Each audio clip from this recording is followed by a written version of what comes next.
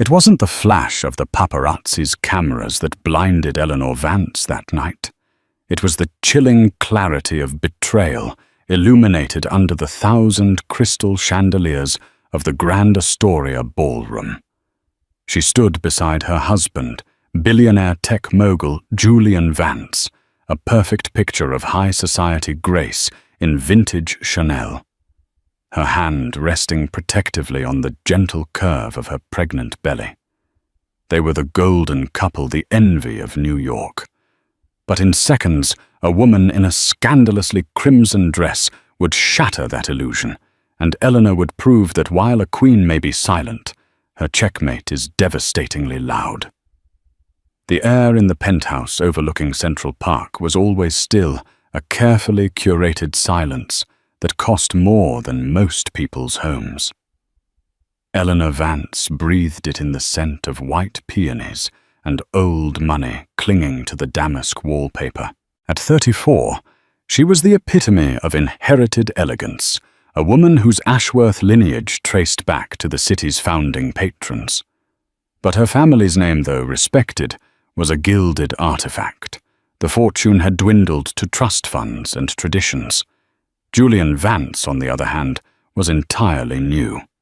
He was a hurricane of ambition, a tech visionary who had built Vance Innovations from a garage in Queens to a Silicon Alley titan. They met at a university benefit.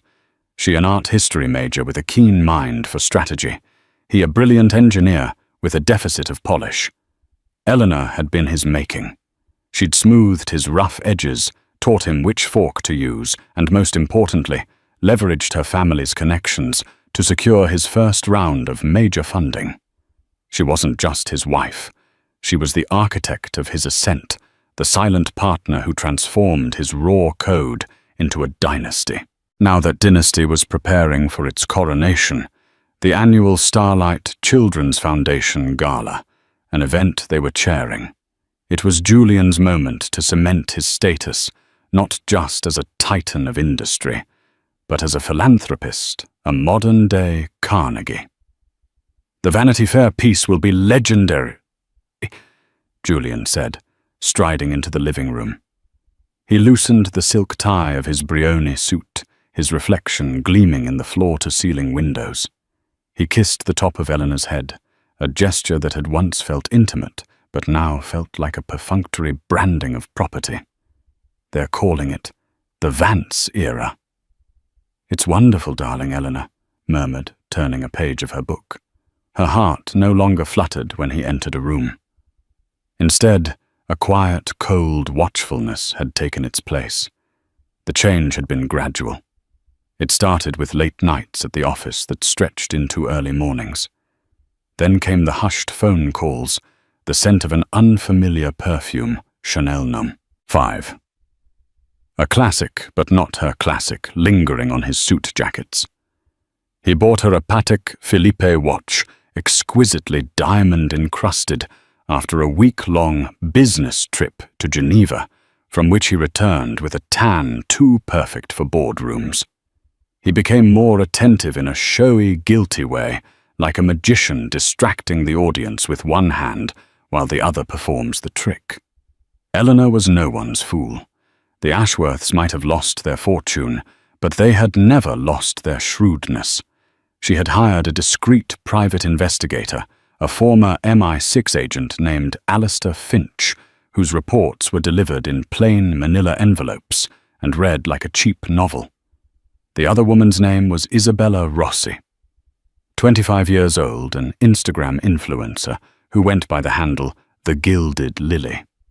She peddled a fantasy of luxury, posing on yachts she didn't own, and in private jets she was merely a guest on. Her latest benefactor, it seemed, was Julian. Alistair's photos were a gallery of clichés, clandestine dinners at Balthazar, a weekend in the Hamptons, a stolen kiss in the back of Julian's Maybach. The worst part wasn't the betrayal itself, but the sheer unoriginal vulgarity of it. Julian, the man she had molded into a king, had chosen a court jester. Tonight was the gala. Eleanor had seen Alistair's final report that morning.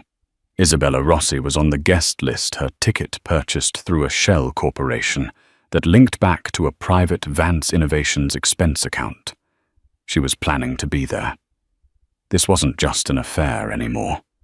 It was an invasion. As her stylist Antoine put the finishing touches on her hair, Eleanor looked at her reflection. The baby, their son, kicked gently. For months, she had been paralyzed by a quiet, simmering rage. She had considered every option, a private confrontation, a messy divorce, a public exposé. But none of it felt right.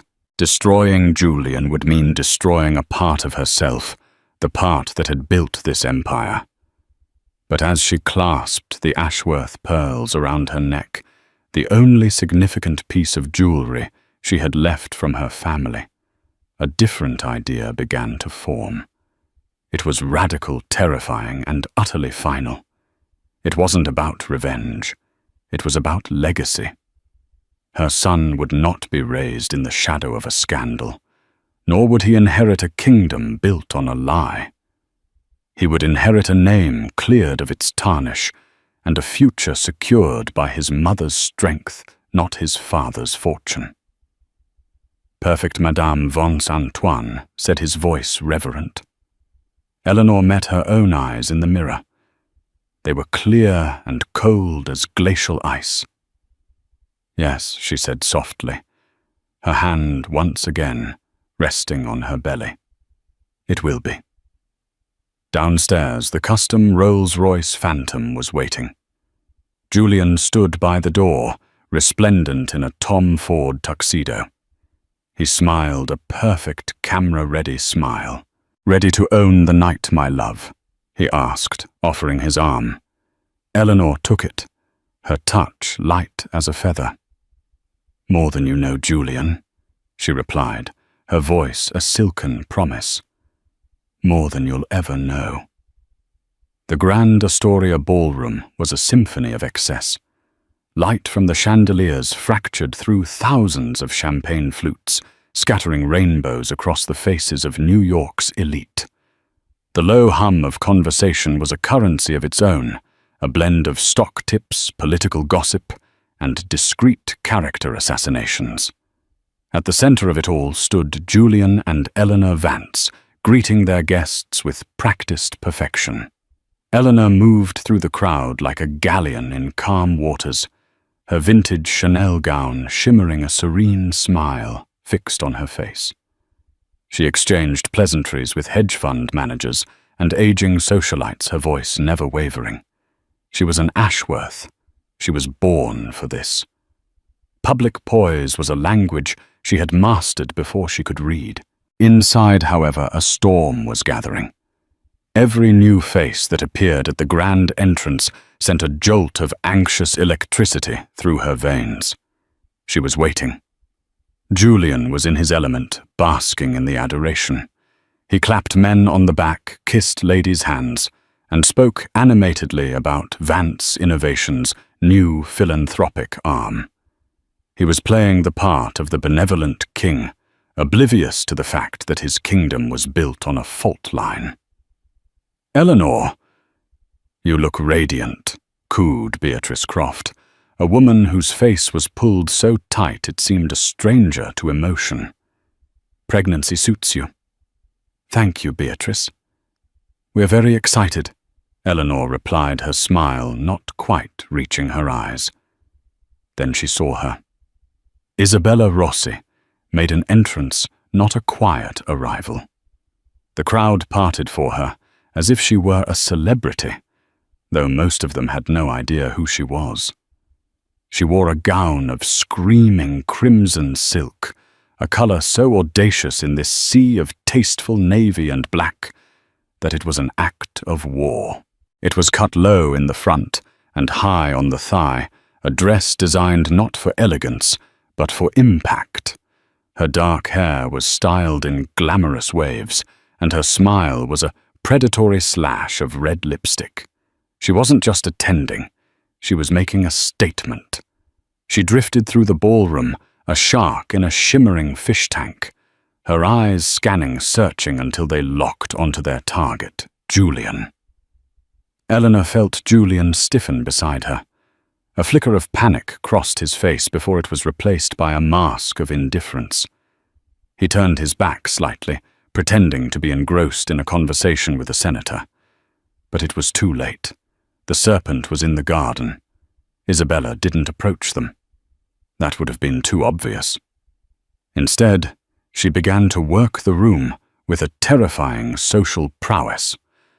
She laughed with a young tech billionaire, charmed a grizzled oil tycoon, and posed for a selfie with the editor of Vogue, who looked both intrigued and appalled.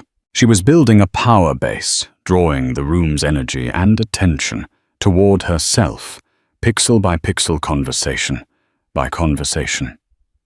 The whispers started almost immediately. "Who is that?" "Some influencer, I think. My daughter follows her." "What is she doing here?" "She looks conspicuous. I heard she came with Mark Renshaw, but she hasn't spoken to him all night." Eleanor watched a cold knot tightening in her stomach. This was worse than she had imagined. Isabella wasn't just a mistress content with lavish gifts and secret weekends. She wanted a throne. Tonight was her coup d'etat, a journalist from the New York Post's infamous Page 6. A man named Barry Fleet with a nose for scandal sidled up to Eleanor. "Mrs. Vance, quite a turnout." He began, his eyes flicking over to Isabella. "Your husband has certainly brought a diverse crowd together." Eleanor's smile became a shield. "The Starlight Foundation is a cause that unites people from all walks of life, Barry." Of course, he set his own smile thin and knowing. "And who is that lovely lady in red?" "She seems to be the talk of the evening." Before Eleanor could formulate a dismissive reply, Julian reappeared, his arm sliding possessively around her waist. "Barry, good to see you. Don't you have some real news to cover?" His tone was light, but his grip on Eleanor's waist was tight, a silent warning. "Just admiring the view," Julian Barry said, giving a small, insolent bow before melting back into the crowd. "Who invited her?" Julian hissed into Eleanor's ear, his voice low and furious. Eleanor pulled away slightly, her gaze unwavering. "I believe her ticket was paid for by the Vance Innovations Special Projects Fund," she said, her voice dangerously quiet. "An account I'm sure you're familiar with." The color drained from Julian's face. The realization that Eleanor knew hit him with the force of a physical blow. His carefully constructed world began to tremble. For a moment he looked not like a titan of industry, but like a small boy caught with his hand in the cookie jar. "Eleanor, It's not what you think," he stammered. "Isn't it?" She replied, her voice like chipping ice. "We can discuss what I think later. Right now you have a speech to give. You are, after all, the man of the hour." She turned and walked away, leaving him standing alone in the center of the room, the whispers of the crowd swirling around him like smoke. The grand charity gala. His night of triumph was rapidly becoming a stage for his public execution. And the executioner, he was slowly realizing, might not be the girl in the red dress, but the wife in the vintage Chanel. The dinner service was a masterpiece of culinary art, but the food on the $1,000 plates went largely untouched. The atmosphere in the ballroom had shifted from festive to fraught. Every eye was either on the head table where Julian sat rigidly beside a glacially composed Eleanor, or on Isabella Rossi, who had strategically seated herself at a prominent table near the stage, holding court like a conquering general. When the time came for the keynote address, a hush fell over the room. The CEO of the Starlight Foundation introduced Julian, listing his accomplishments in a glowing tribute that, under the circumstances, sounded like a eulogy. Julian walked to the podium, squaring his shoulders and forcing a smile.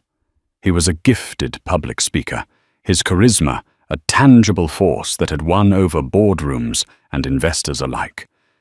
He began his speech, his voice smooth and confident, speaking of innovation responsibility and the power of giving back. For a few minutes, it seemed he might just pull it off, that he could use his sheer force of will to wrestle the night back under his control. Eleanor watched him from her seat, her expression unreadable. She felt a pang of something, not pity but a mournful sense of loss for the man he used to be, for the partnership they once had.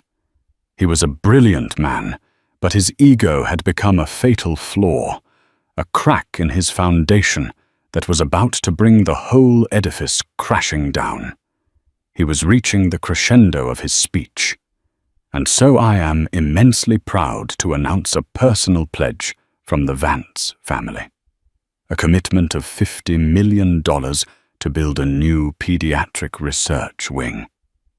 The applause started to swell, but it was cut short by a sudden movement. Isabella Rossi was on her feet. She moved with a liquid grace, gliding towards the stage. Security personnel shifted, unsure of how to react. This was a charity gala, not a political rally. She looked distressed, vulnerable, a stark contrast to her predatory circling earlier. She stopped at the base of the small stairs leading to the stage, her hand resting on her stomach. Her crimson dress under the focused stage lights looked like a splash of blood. "Julian," she said, her voice trembling, but carrying across the silent ballroom, thanks to the ambient microphones. "Julian, you can't." Julian froze, his mouth half open. The teleprompter scrolled on, but he had lost his place, lost his composure, lost everything. The entire room held its breath. This was no longer a gala. It was a theater of humiliation, and everyone had a front row seat. "I'm sorry," Isabella continued, tears now streaming down her artfully made-up face. "I can't let you do this. I can't let you stand up there and talk about family and children, not without acknowledging our family, our child." A collective gasp swept through the ballroom. The sound was like the sea pulling back before a tsunami. Cameras which had been respectfully lowered were now raised. The flashes began a frantic, merciless strobe effect, capturing Julian's stunned face, the tears on Isabella's cheeks, and the horrifying, beautiful spectacle of a man's world ending in real time. Isabella's hand was still on her stomach, a deliberate theatrical gesture. The implication was clear, a direct and devastating counter to the image of the gracefully pregnant Eleanor sitting at the head table. "He loves me," Isabella declared to the silent captive audience. "He was going to leave her. He promised. He promised to give our baby his name." Every word was a perfectly calibrated missile. Julian was paralyzed, a statue of a man caught between his pristine wife and his volatile mistress. He looked wildly from Isabella to Eleanor, his eyes pleading. But Eleanor's face was a mask of calm. There was no anger, no hysteria, no tears. There was only a profound, unsettling stillness. She didn't scream or run, with the poise of a queen abdicating a throne she no longer wanted. "Eleanor." Vance rose to her feet. The rustle of her Chanel gown was the only sound in the cavernous room. She looked at Julian, her eyes holding his for a long, final moment. In them, he didn't see hatred. He saw something far worse: dismissal. It was the look of a creator deciding her creation was a failure and was ready to tear it down and start again. Without a word, she turned her back on him, on Isabella, on the entire gawking spectacle, and walked. She didn't hurry. Her steps were even and deliberate as she proceeded toward the grand exit, her head held high. The crowd parted for her once more, but this time it was with a mixture of awe, pity, and terror. As the heavy ballroom doors swung shut behind her, the silence she left in her wake was more damning than any accusation she could have ever uttered. Julian Vance was left on the stage, exposed and utterly alone. The ruins of his perfect life scattered at his feet. The spotlight was still on him, but all it illuminated was his shame. The chauffeur, a stoic man named Thomas, who had driven for the Ashworth family for 30 years, saw Eleanor emerge from the Astoria's grand entrance. He saw the phalanx of paparazzi swarming their questions, shouted like accusations. He saw her face unnaturally calm under the barrage of flashbulbs, and knew, without being told, that the world had irrevocably changed.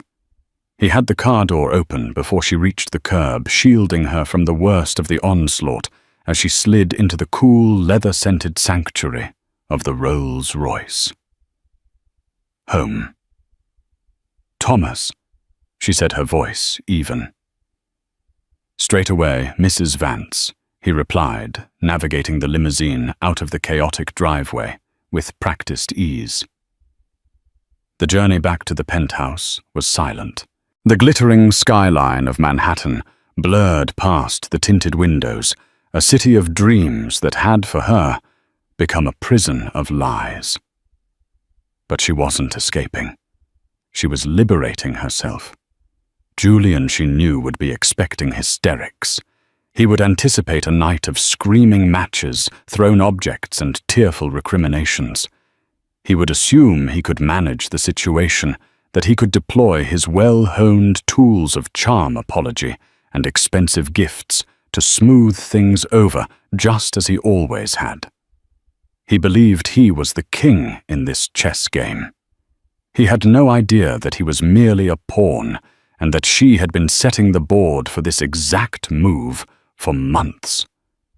The moment she stepped into the silent penthouse, she did not go to the bedroom to weep. She went to her study, a room Julian rarely entered, dismissing it as her hobby space. It was paneled in dark cherry wood and lined with first editions, but its most important feature was a state-of-the-art encrypted phone. She sat at her mahogany desk and made her first call. It was not to her mother nor to a friend. It was to Marcus Thorne, senior partner at the law firm of Sterling and Crest, a man whose ruthlessness in corporate law was legendary. He was old money like her, and understood that the most brutal battles were fought not with volume, but with paperwork. "Marcus," she said, when he answered his voice alert, despite the late hour. "It's Eleanor Vance. It's time." "I saw the news alerts," he replied, his tone devoid of surprise. "Are you certain he brought her to the gala?"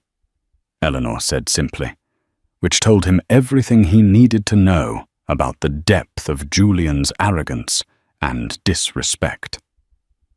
"The instructions you gave me in May are prepared," Marcus said. "The triggers are all financial and legal. They require your signature on the authorization documents. I have them ready. Once you sign, the sequence is irreversible. It will take approximately 12 business hours for the primary transfers to clear. He will be completely locked out by Monday morning. I'll be at your office at 7 a.m., she said. I will be waiting. And Eleanor?" "Yes, Marcus. Well played." She hung up and made her second call, this time to the head of her private security team. "David, I need you to facilitate my departure from the penthouse. I will be leaving within the hour. I will not be returning. Please ensure Mr. Vance is not able to contact me. Change all my numbers. My destination is the safe location we discussed." Her third call was to Alistair Finch, the investigator. "Alistair, I need the complete file. Everything you have on Isabella Rossi. Her financials, her associates, any documented falsehoods in her public persona. And one more thing, find out if she's actually pregnant. I need definitive proof one way or the other." Eleanor worked with chilling efficiency. This was not a woman scorned. This was a CEO executing a hostile takeover of her own life. For the past 6 months, ever since Alistair's first report had landed on her desk, she had been meticulously preparing for this moment. While Julian was distracted by his affair and his preparations for the gala, Eleanor, with the help of Marcus Thorne, had been quietly restructuring their entire financial world. The narrative Julian believed was that he was the sole genius behind Vance Innovations. The reality was that Eleanor, using the power of attorney he had foolishly granted her years ago during a complex international merger, had become the ultimate authority. She had established a series of nested holding companies and family trusts ostensibly for tax purposes and estate planning for their unborn son. Julian, bored by the minutiae of legal and financial structuring, had signed every document she'd put in front of him, eager to get back to designing new algorithms and basking in the glow of public adoration. He had no idea that the majority of his personal shares in Vance Innovations, his vast real estate portfolio, and his liquid assets were not in fact in his name. They were in the name of the Ashworth Vance Legacy Trust, an entity of which she was the sole executor, and he was merely a conditional beneficiary. A beneficiary whose access could be revoked under a very specific, carefully worded morals clause. A clause that cited public infidelity and actions that could bring the family name into disrepute as grounds for immediate and total forfeiture. She had built his kingdom, and she had, with the stroke of a pen, built the legal mechanism to take it all away. She packed a single suitcase with essentials, leaving behind the designer gowns, the glittering jewels, and the life that had become a beautiful lie. As she walked through the opulent living room, for the last time, she paused by a silver-framed photo on the mantelpiece. It was from their wedding day. They looked so young, so full of promise. A tear, the first she had allowed herself to shed, traced a path down her cheek. She wept not for the man he was now, but for the man she had once loved, the man she had helped create, and the man who had, in the end, proven unworthy of the crown she had placed on his head. She wiped the tear away, her resolve hardening once more. The past was a ghost. Her future and the future of her son was all that mattered now. The Queen had made her move. Now it was time for the world to watch the king fall. Julian stumbled into the penthouse just before dawn, reeking of stale champagne and defeat. The gala had imploded. After Eleanor's dramatic exit, the event had descended into chaos. He'd fled the stage, hounded by questions from his board members, and the press leaving a bewildered Isabella to face the fallout alone. He spent hours with his PR team, a crisis meeting in a sterile hotel conference room, trying to spin a catastrophe into a misunderstanding. Their advice was unanimous: fix things with Eleanor. Publicly, she was the wronged party. The pregnant wife, the picture of dignity. She held all the cards. He expected to find her in their bedroom, a fortress of sorrow. Instead, he found the room empty. Her side of the closet was bare, her jewelry box open and vacant, save for the gaudy Patek Philippe watch he had given her. On the pillow was a single white envelope. His hands trembled as he opened it. It wasn't a letter filled with rage or heartbreak. It was a cold, formal notice from Sterling and Crest, informing him that effective immediately, Eleanor Vance had filed for divorce on grounds of adultery. It also informed him of a temporary restraining order citing emotional distress, and instructed him to direct all communication through her legal counsel. He laughed a harsh, broken sound. A restraining order. A divorce. It was dramatic, yes, but manageable. He was Julian Vance. He had an army of lawyers. They would settle. He'd give her whatever she wanted, the penthouse a generous alimony. He could weather this. He would release a statement, apologize for his lapse in judgment, and in a few months the scandal would fade. He picked up his phone to call his own lawyer, but the line was dead. He tried the landline. It too was disconnected. A cold dread, colder than anything he'd felt on that stage, began to seep into his bones. He went to his computer to check his accounts to begin the process of moving money and protecting his assets. Access denied. He tried his private banking portal. Access denied. He tried his trading account. Access denied. A message flashed on the screen.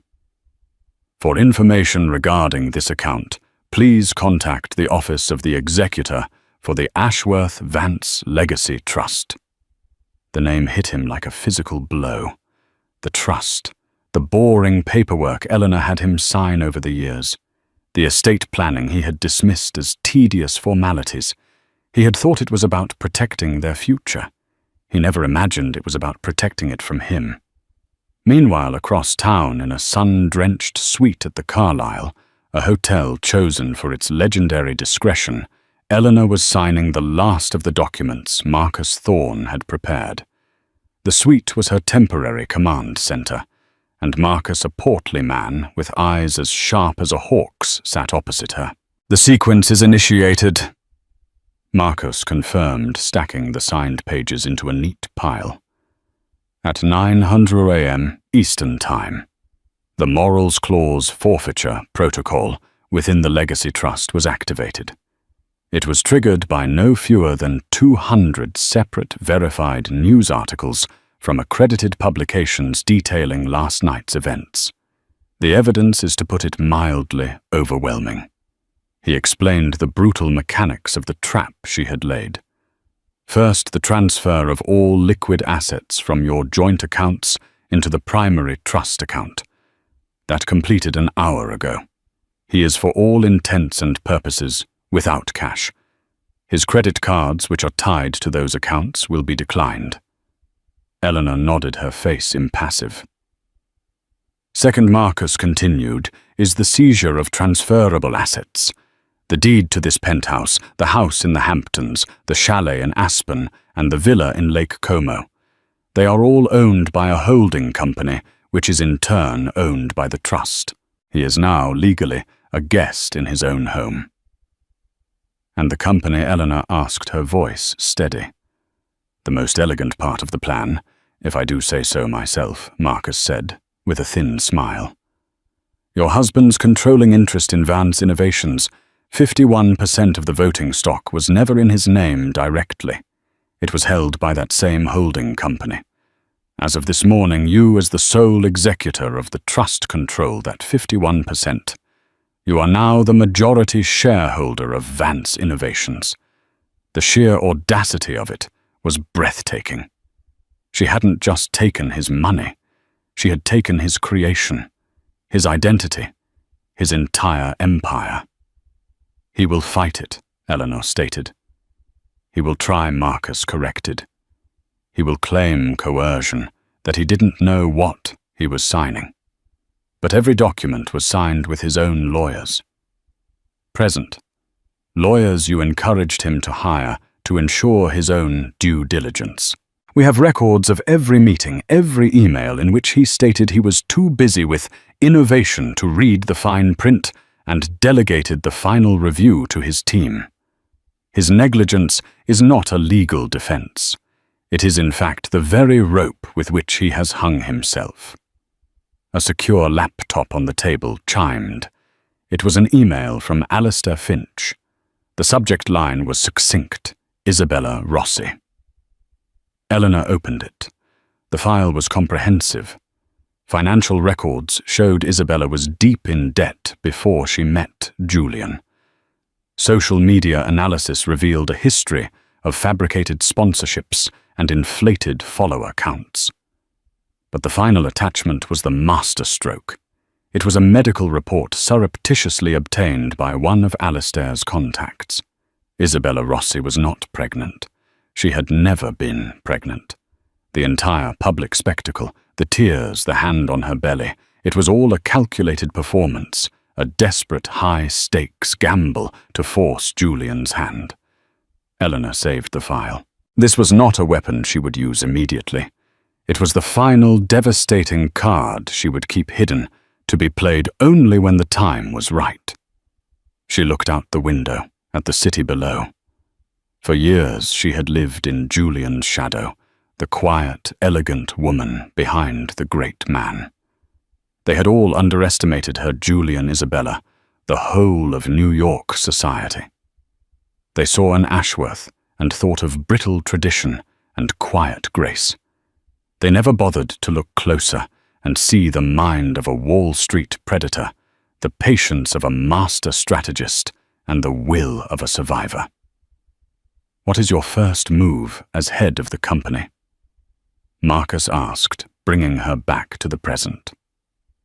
Eleanor's gaze was fixed on the Vance Innovations Tower, its gleaming spire a monument to the man she had both built and broken. "My first move," she said, her voice laced with steel, "is to make a donation." Monday morning dawned over Manhattan gray and indifferent. For Julian Vance, it felt like the beginning of a war. He was holed up in a glass-walled conference room on the 48th floor of his lawyer's office, a sterile box of chrome and black leather that felt more like an observation deck for his own demise. His lawyer, a portly, grim-faced man named Arthur Hayes, sat across from him, a stack of unpromising legal briefs, forming a fortress between them. "She can't do this, Arthur," Julian said, for the 10th time, pacing the room like a caged animal. His Tom Ford suit, the very armor of his success, now felt like a costume. "Freeze my accounts. Seize the properties. It's a scare tactic. We hit back, we file injunctions, we sue for something coercion, undue influence." Arthur sighed, polishing his glasses with a silk cloth. "Julian, we've been over this. Your signature is on every page of the trust documents. You had your own counsel review them. You emailed Eleanor and I, quote, handle the boring stuff, I've got a world to build. Illegally, her position is ironclad. She built a cage and you walked into it, signed the lock, and handed her the key." Julian scoffed, running a hand through his disheveled hair. "She's just angry. This is an emotional play. She'll calm down. Once she realizes what she's doing to the company, to our legacy." He was cut off by the large television screen, mounted on the wall. It was tuned to a financial news network, the volume a low murmur. A breaking news banner flashed in crimson across the bottom of the screen. The anchor, a woman with a severe haircut and a serious expression, looked directly into the camera. "We are getting stunning news this morning from the world of philanthropy," she announced, her voice resonating with managed excitement. The Starlight Children's Foundation, which just this weekend held its annual fundraising gala, has confirmed it has received a single anonymous donation of an unprecedented scale. "We are talking about a gift that will fundamentally alter the landscape of pediatric medical research for decades to come." Julian stopped pacing, a flicker of annoyance on his face. "Who cares about some charity donation? Turn that off." But Arthur held up a hand. His eyes narrowed at the screen.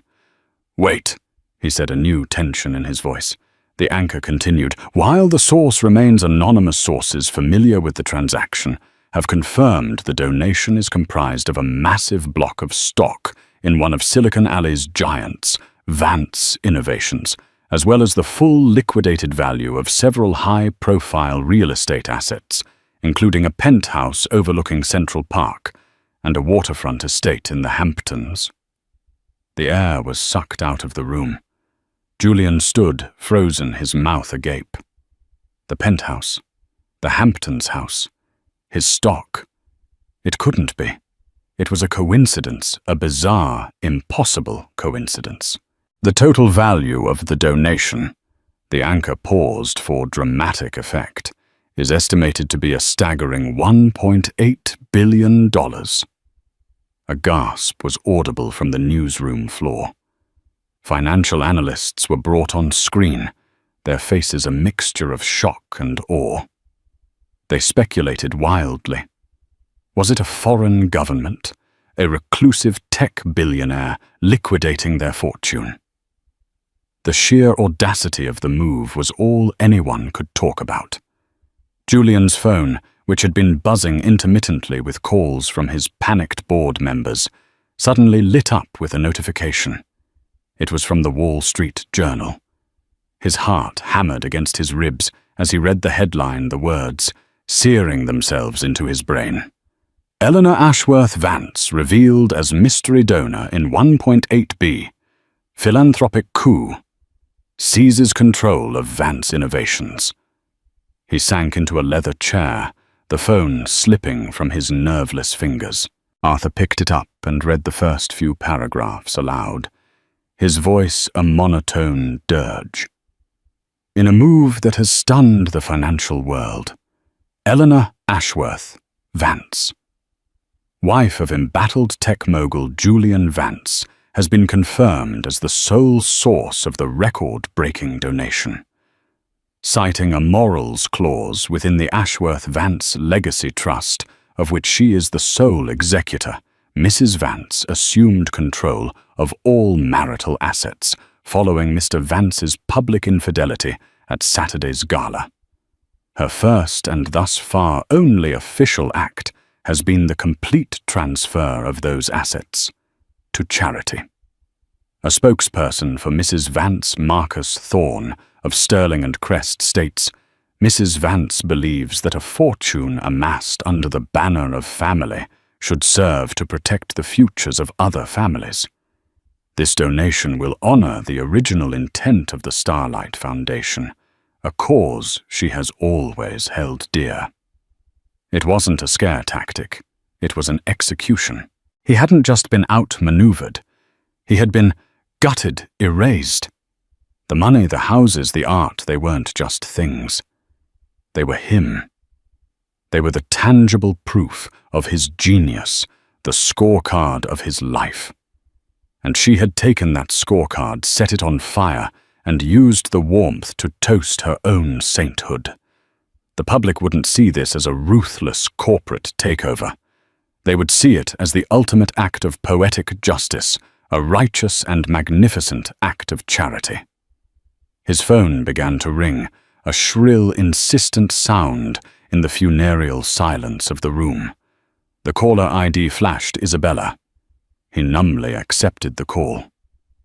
Julian. What the hell is going on? She shrieked, the carefully constructed vulnerability of the Gala replaced by a raw, screeching panic. The news. They're saying you're broke. They're saying she has everything. Tell me it's not true. It's a complication. Bella Julian managed, his voice hollow. My lawyers are handling it. It's a temporary. Temporary, she spat the word, dripping with contempt. My American Express was just declined at Cartier. My driver called and said the account for the car service has been terminated. You promised me a world, Julian. You promised you would leave that cold witch and give me everything. And I will. He pleaded the words tasting like ash in his mouth. I just need time to fight this. A cruel, humorless laugh echoed down the line. Fight with what, Julian, you have nothing. Do you understand that I attached myself to a rocket ship, not a flaming piece of wreckage? I am not going down with your sinking ship." "Bella, wait. Don't call me again," she snarled. "You've ruined me." The line went dead. He stared at the phone, a monument to his own spectacular stupidity. He had risked his kingdom for a woman who wouldn't stand by him for a declined credit card. As if the universe had one final blow to deliver, an email notification popped up on his screen.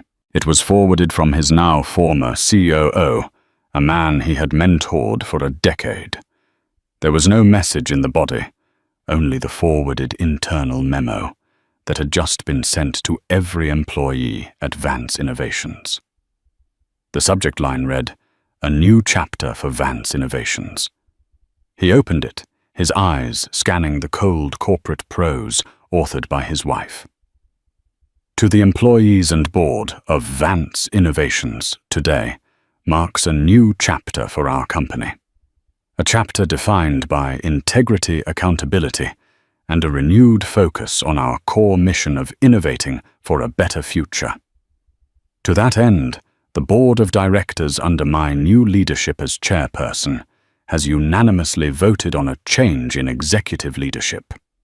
Effective immediately, Julian Vance has been removed from his position as CEO and all other roles within the company and its subsidiaries. His access to all company property and systems has been revoked.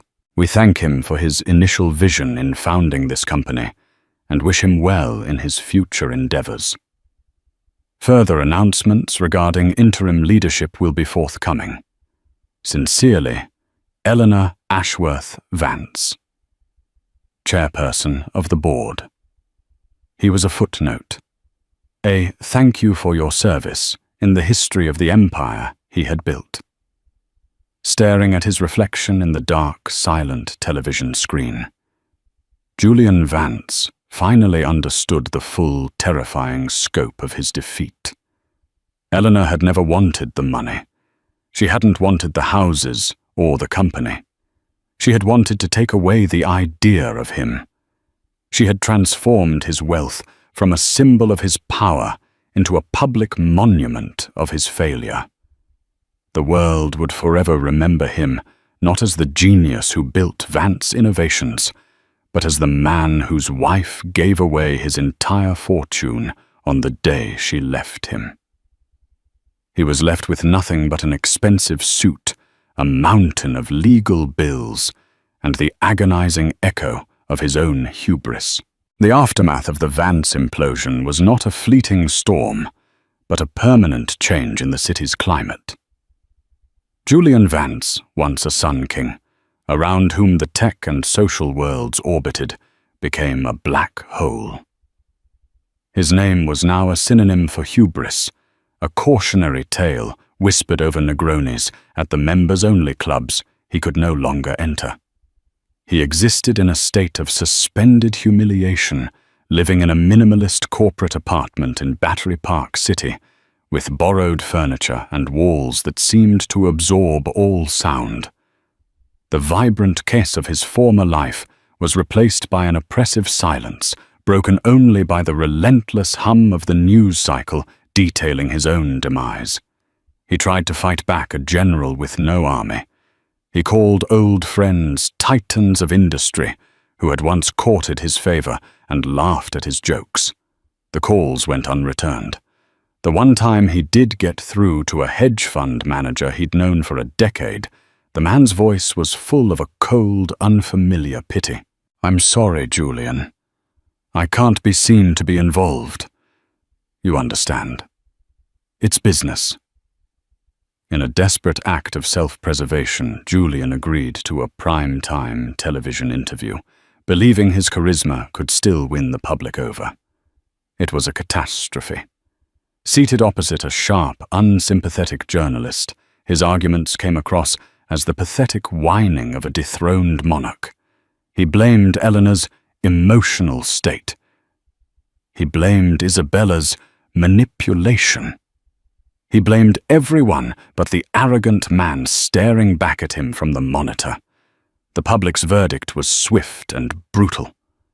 Online, he was branded Billionaire Baby, a meme-worthy spectacle of entitled delusion. The interview did not salvage his reputation. It buried it in concrete. His final connection to the man he once was, a collection of rare Patek Philippe and Audemar's Piguet watches, was sold at a private, deeply discounted auction to cover the first wave of Arthur Hayes's legal fees. As he handed over the last timepiece, a watch Eleanor had given him on their 5th anniversary, he finally understood. He hadn't just lost his fortune. He had lost his past, and with it any conceivable future. Isabella Rossi's fate was a swifter, more vulgar public execution. Alistair Finch's perfectly timed leak to the New York Post landed with the subtlety of a grenade.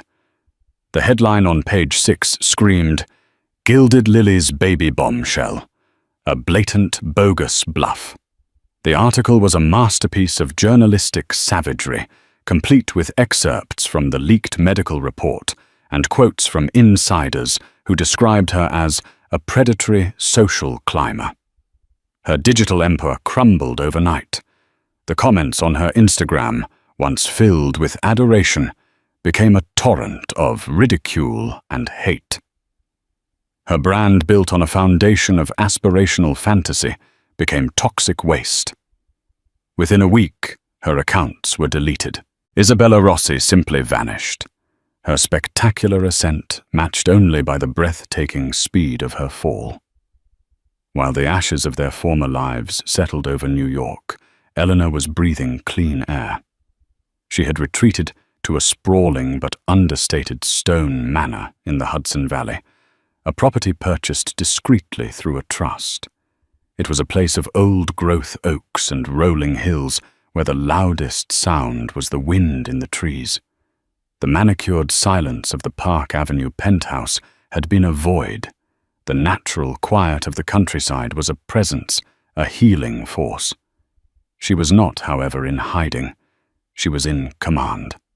From a secure, state-of-the-art office overlooking a serene English garden, Eleanor Ashworth, Vance proved to be a more formidable leader than Julian had ever been.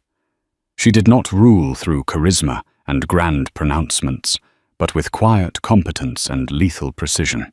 Her first major directive as chairperson was to cancel 3 of Julian's most expensive ego-driven moonshot projects, redirecting the massive R&D budget towards sustainable technologies and a new data ethics division. It was a move praised by the market as both fiscally responsible and forward-thinking. The stock, after its initial chaotic plunge, began a steady, confident climb. She appeared only once via a crisp, pre-recorded video to the shareholders, her presence calm, authoritative, and visibly pregnant. The message was clear. Vance Innovations was under stable visionary leadership. The era of the reckless boy king was over. The reign of the queen had begun. One crisp autumn afternoon, as a tapestry of red and gold leaves covered the lawns, Marcus Thorne's black sedan crunched up the gravel driveway. He found Eleanor in the library, a fire crackling in the hearth, a cup of herbal tea in her hands. She looked serene, the sharp edges of her city persona softened by the peaceful surroundings and the gentle curve of her pregnancy. "It's done," Marcus said, placing a slim leather folio on the antique table beside her. He signed the final divorce papers this morning. He contested nothing. Frankly, he has nothing left to contest with. Eleanor opened the folio. Her eyes scanned the legal language that formally dissolved her marriage, her expression unreadable. She picked up the pen Marcus offered. Her signature, Eleanor Grace Ashworth, was fluid and decisive. She had deliberately dropped the Vance. "What will become of him?" she asked, her voice devoid of either malice or pity. It was a simple question of logistics. Marcus adjusted his tie. "He's a ghost. The cautionary tale we discussed. His lawyers have dropped him. The last I heard, he was trying to pitch a new app to some third-tier venture capitalists in a coffee shop in Brooklyn. No one is investing. The name Vance is now radioactive. He has no capital, no credibility, and no allies. A quiet finality settled in the room. This was the end of the story. Eleanor felt a faint, ghost-like pang of sorrow, not for the man Julian had become, but for the brilliant, ambitious young man she had once loved and helped build. That man was long gone, consumed by the very ego she had helped to inflate. After Marcus left, Eleanor walked out into the cool, late afternoon air, her hand resting on her belly. Her son kicked a strong, reassuring movement. She had wondered in the quiet of the night if her actions had been too cold, too destructive. But looking out over the tranquil valley, she knew she had done the right thing. This wasn't an act of revenge. It was an act of purification. She had not destroyed a legacy. She had saved it from corruption. Julian's fortune built on her strategy, and his genius had become a monument to his arrogance. By giving it away, she had transformed it into a force for healing, for hope for children who needed a future. She had taken a story of sordid betrayal and turned it into a legend of philanthropy. Her son would not be born a Vance heir to a tarnished name and a litigious, scandal-plagued fortune. He would be an Ashworth, and his inheritance would not be a stock portfolio, but a story. The story of his mother, a woman who, when her kingdom was threatened by a faithless king, chose not to wage a bloody war, but to simply sign it all away to a better cause, and in doing so build a new, truer, and far stronger one for him in its place. The sun was setting, casting long shadows across the lawn, but for Eleanor Ashworth and her son, it was a new dawn. What an incredible story of betrayal, intelligence, and ultimate empowerment. Eleanor Vance's journey shows us that the most devastating response to disrespect isn't loud, emotional revenge, but quiet, strategic brilliance. She didn't just get even. She rewrote the entire game, turning her husband's fortune into a force for good and reclaiming her own narrative in the most powerful way imaginable. It's a gripping reminder that true strength often lies in foresight, dignity, and the courage to burn down a gilded cage to set yourself free. What do you think? Was Eleanor's move a masterstroke of justice or a cold, calculated act of destruction? What would you have done in her position? Let me know your thoughts in the comments below. I read every single one. If you were captivated by this story, please hit that like button. Share it with someone who appreciates a story of epic revenge, and most importantly, subscribe to the channel for more true-life dramas you won't want to miss. Thank you for listening.